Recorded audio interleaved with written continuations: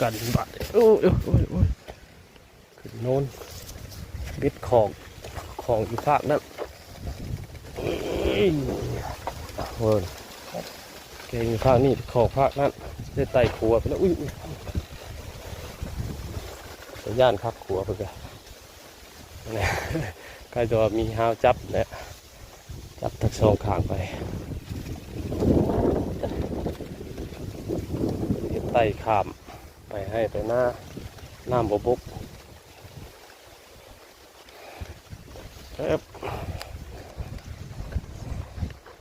เบ็ดของเอ้ยผู้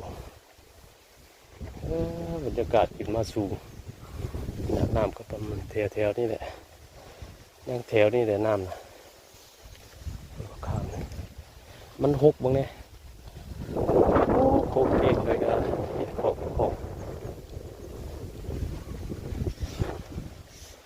มาของอยู่ภาคนี้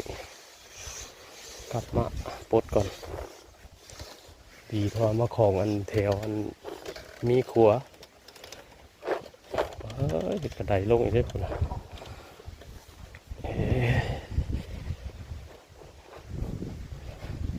เรามาของอีกแถวนี้ของไซ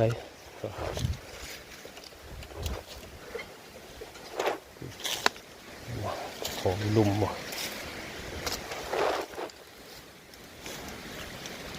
ของคักของแน่ดีได้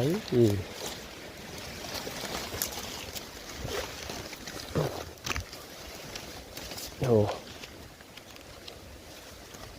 ดึงได้กับบกขาด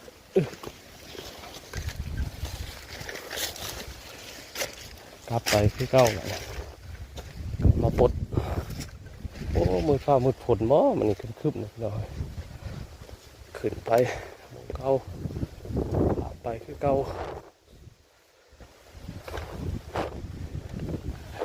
ขักก็ได้เลยนะไต่ขัวนี่ก็ได้บรรยากาศลมห้วยห้วยบรรยากาศดี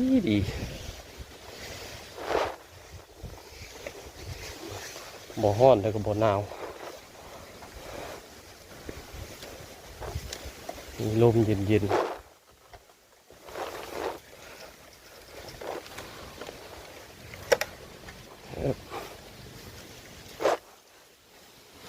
มาแถวเก้ามาเนี่ย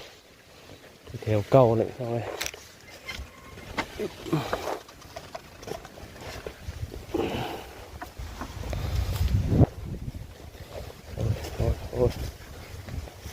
โอเคขามมาเลย